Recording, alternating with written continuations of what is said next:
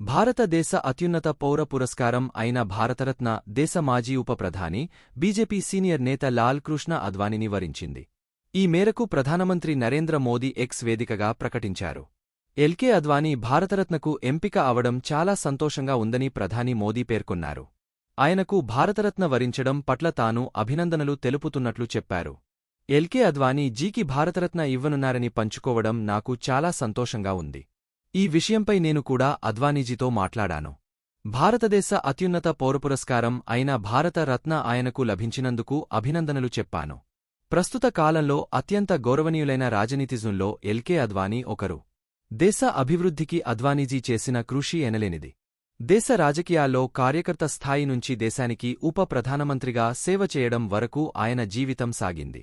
Advaniji home మంత్రిగా పనిచేశారు.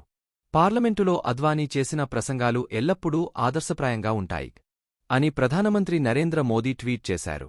దివంగత ప్రధానమంత్రి అటల్ బిహారీ వాజ్పేయి హయాంలో లాల్ కృష్ణ అద్వానీ దేశ ఉప ప్రధానిగా సేవలు అందించారు.